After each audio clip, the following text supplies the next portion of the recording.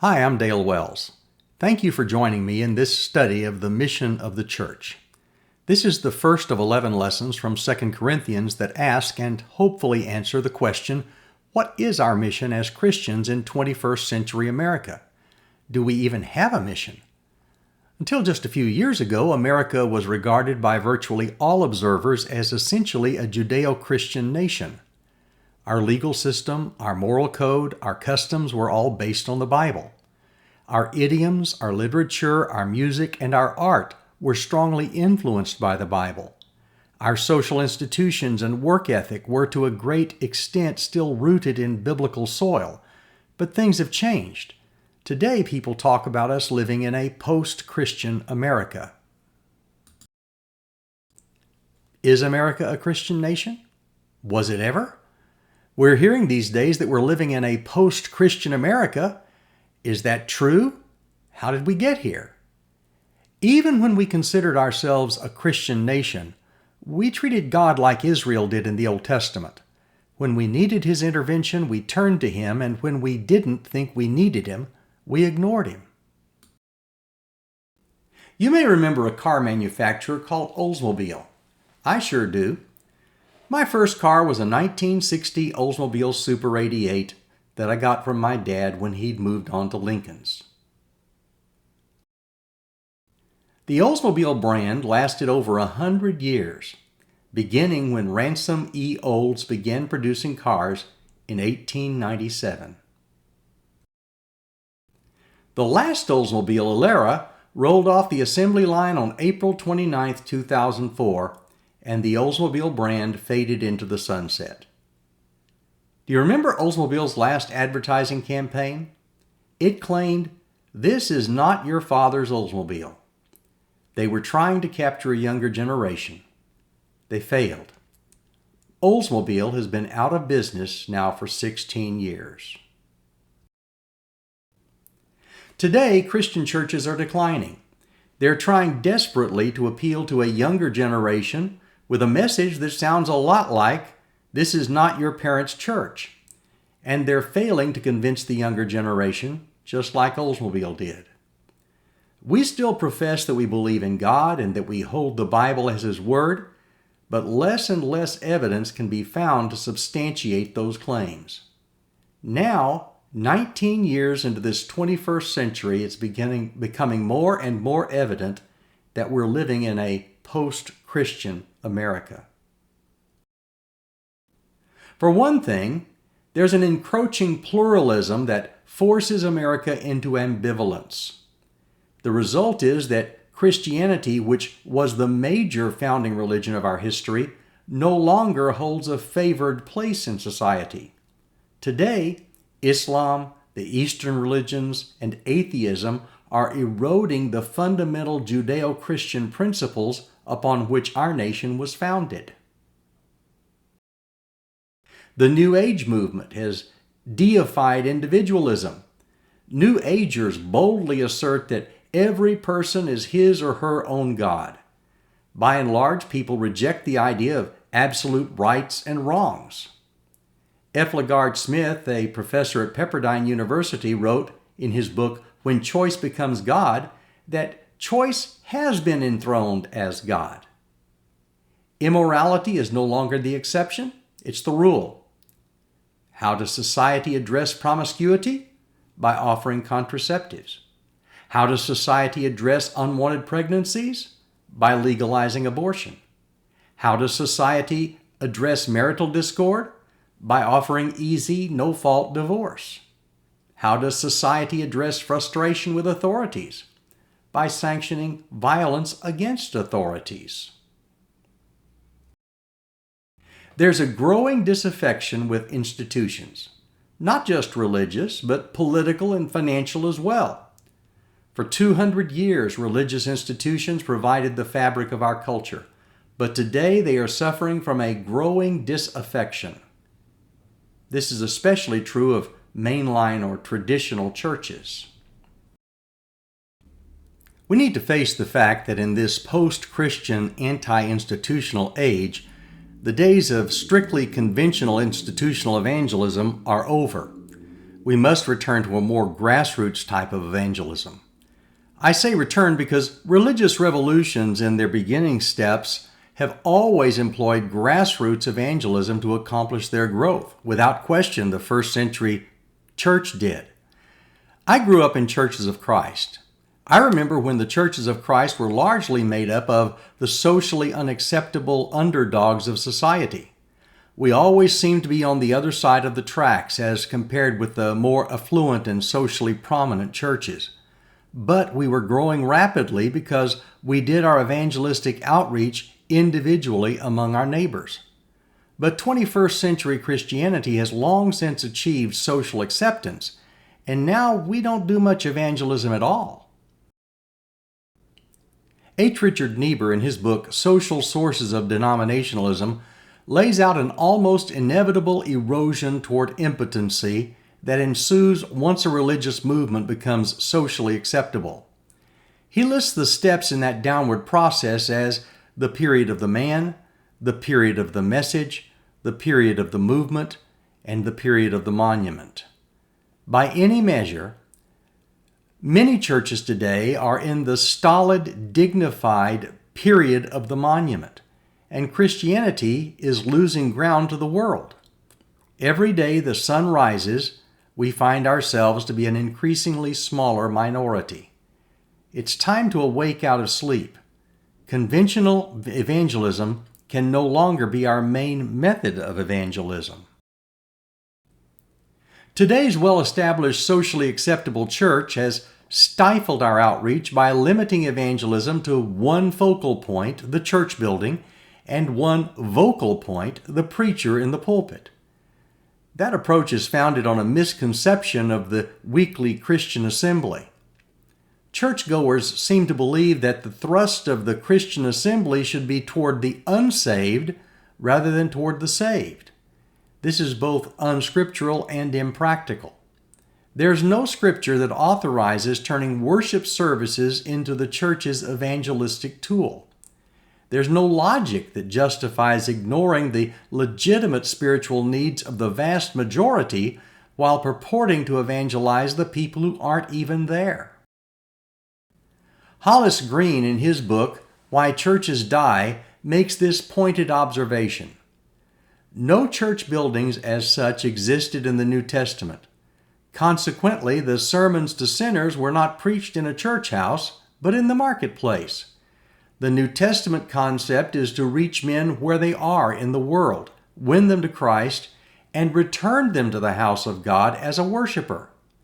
The church must stop evangelizing itself and begin to evangelize the world. Since masses of sinners do not darken the door of the church house, the gospel must be taken to them where they are.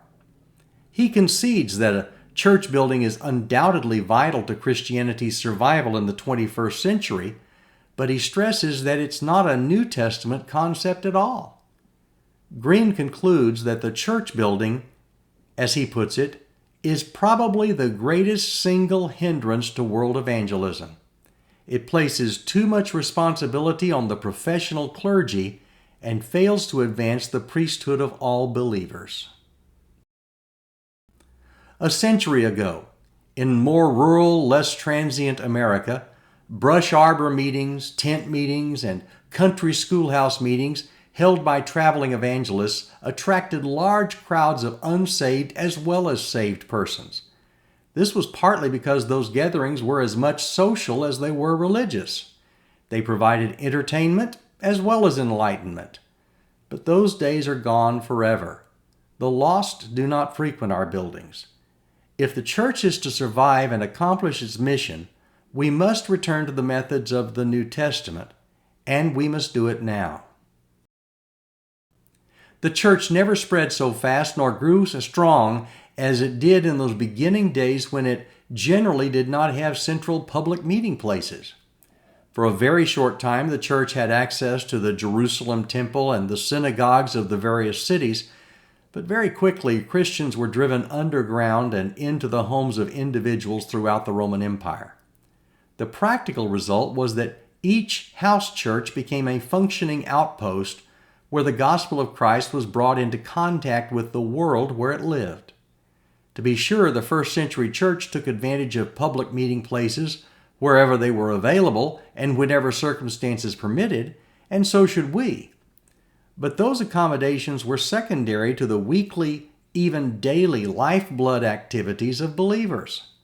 And large assemblies requiring large public buildings were the exception, not the rule. If Christianity is to grow again, we must adjust our outreach to meet the present need. The preacher can't do it, neither can the youth minister, neither can the elders. In fact, evangelism doesn't even take place in a building, but in the everyday world where we live and among the people we encounter in that world. The times call for each of us to see ourselves as Christ's ambassadors to a lost world. What's the mission of the church? Paul describes our mission in a text that will be our key throughout this series of lessons. It's 2 Corinthians 5:20. We are therefore Christ's ambassadors. As though God were making his appeal through us, we implore you on Christ's behalf, be reconciled to God. Our mission as Christ's ambassadors to the lost world is described in great detail by Paul in 2 Corinthians, beginning in chapter 2, verse 14, and going through the beginning of chapter 6. For years, I wondered why the Lord included 2 Corinthians in the New Testament. It seemed to have no outline, no central theme, and no definite direction of movement. But I was wrong. This beautiful and intimate letter contains the most complete and practical statement of the church's mission in the New Testament. It lays out the basic traits of everyone who would serve as Christ's ambassadors. Americans should have no difficulty relating to the biblical city of Corinth. In many ways, it parallels the bustling cities of the American West 100 years ago, places like Los Angeles and San Francisco. Classical Corinth had been destroyed in 146 BC by the Romans and had remained uninhabited for 100 years until 44 BC when Julius Caesar rebuilt it. So when Paul visited Corinth in AD 49 or 50, it was less than 100 years old, with a population of some 80,000. Yet during that short history, Corinth had become the third most important city of the Roman Empire, behind Alexandria and Rome itself. It was situated on the Isthmus of Greece and was variously called the Master of Harbors, the Crossroads of Greece, and a passage for all mankind. It was quite literally at the center of the Roman Empire as the crossroads between Europe and Asia. Corinth embodied an economic miracle, and it was the envy of the lesser cities of the empire. As with the cities of America's so-called Western expansion, the population of Corinth was largely immigrant and opportunist, filled with people seeking a better life. Corinth became the popular answer to Rome's overpopulation, and especially its freedmen who had formerly been slaves became Corinth's largest segment. What we might call Neo-Corinth, the New Corinth, also was a favorite venue for ex-Roman soldiers who were seeking a better life for their families. Corinth attracted ethnic diversity from far and wide. Acts 18 reports of substantial Jewish community that exercised self-governance in the city. In 50 AD, Corinth was a young Roman city with shallow roots. There were few traditions, so society was relatively open. There was no city in the empire more conducive to advancement. There was no landed aristocracy in Corinth, so wealth became the sole factor for respect and ascendancy. New Testament scholar Scott Hafemann summarizes, Corinth was a free-willing boomtown filled with materialism, pride, and the self-confidence that comes with having made it in a new place and with a new social identity. The pull yourself up by your own bootstraps mentality that would become so characteristic of the American frontier filled the air. The parallels with modern Western life continue. Corinth was a sports and entertainment center. Caesar had reinstituted the Isthmian Games in Corinth, which were second only to the Olympics. The city's theater held up to 18,000 and the concert hall held 3,000. Travel, tourism, sex, and religious pluralism were woven together in Corinth's new culture. Significantly, while Nero never visited Athens and Sparta, he spent considerable time in Corinth, enjoying its population. The similarities to modern Western culture are so striking that a California preacher a few years ago, Ray Stedman from Palo Alto, used to call Paul's Corinthian letters 1st and 2nd Californians. 2nd Californians or not, we must all understand that Corinth had a lot in common with the Golden State. The self-made man ethic, the I did it my own way pride and individualism, the nouveau rich worship of health and wealth, and the religious pluralism of Corinth. These together presented a formidable challenge to Paul's style, method, and message of presenting the simple gospel. The composite culture of Corinth does truly invite our calling this letter 2nd Californians. Paul's relationship with the Corinthian church became stormy, to say the least. It began well enough when Paul, with the help of Aquila and Priscilla and Timothy and Silas, established the church in Corinth during a 1.5-year visit in Acts 18. When the Jews rejected him, Paul moved his center of operations to from the synagogue to a house next door. He continued to preach the cross and left behind a remarkable church. After Paul left Corinth, he traveled to Ephesus and from there to Jerusalem and then back to Ephesus, where he wrote 1 Corinthians about 3 years after his initial visit. At the time of his writing that epistle, he planned to visit Corinth again to gather up a collection for the poor in Jerusalem. But in the meantime, he sent Timothy to visit the Corinthian believers. And he records that in 1 Corinthians 16, verses 1 to 11. What Timothy encountered was a church that was a mess, filled with factions, immorality, one-upsmanship, and apostasy. Paul decided to pay the Corinthians a visit briefly to tend to matters and be on his way. But what a shock awaited him. This is his infamous, painful. Paul left Corinth wounded and devastated. In his own words, I made up my mind not to make another painful visit to you. 2 Corinthians 2:1. He was still stinging back in Ephesus, but he sent Titus to Corinth with a new and what he called a severe letter, 2 Corinthians 2:5. Paul called for repentance, and the church did repent. As he would observe in chapter 7, verses 8 and 9, even if I made you grieve with my letter, I do not regret it, though I did regret it. For I see that that letter grieved you, though only for a while.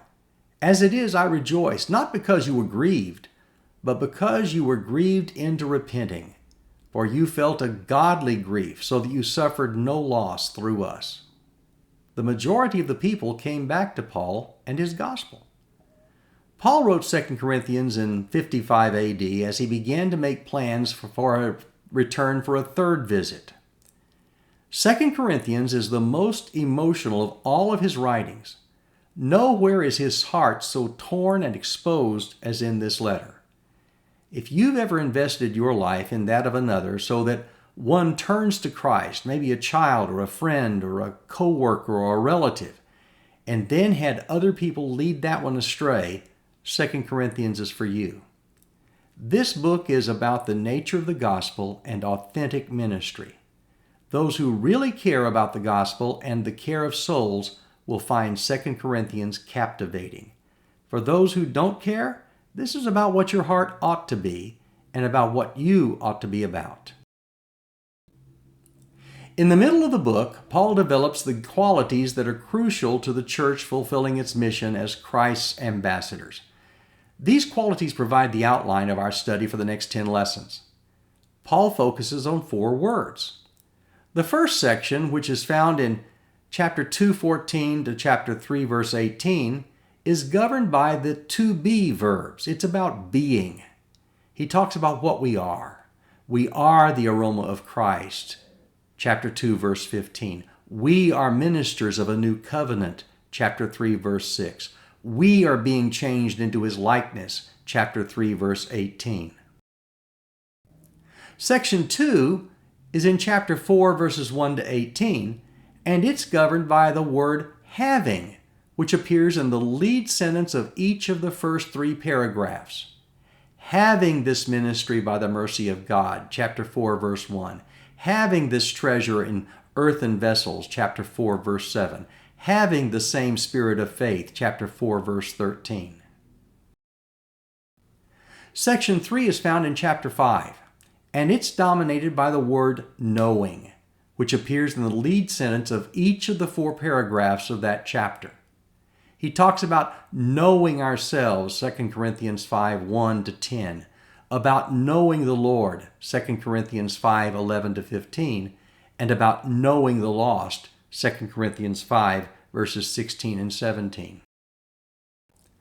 Only after being, having, and knowing does Paul turn his attention to working in 2 Corinthians 5:18 through 6:1.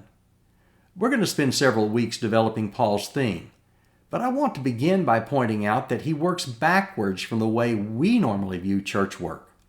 We tend to focus on working as though what we do is more important than what we are. By contrast, Paul focuses on being first, because everything we do flows out of who we are. We tend to elevate knowing above just about everything else, as though knowledge is the key to salvation. Paul emphasized having, what God has given to us, above what we know or what we do. For the next 10 lessons, we're going to focus on our mission as it's given by Christ and explained by Paul. We are, therefore, Christ's ambassadors. As though God were making his appeal through us, we implore you on Christ's behalf, be reconciled to God. Lest you fail to see, let me make it clear that the mission of the church is the mission of each and every individual Christian. You are Christ's ambassador, so am I. What are you doing to live up to your mission? What am I doing to live up to mine? I hope you'll stay with me as we examine what Paul has to say about our mission as individual believers.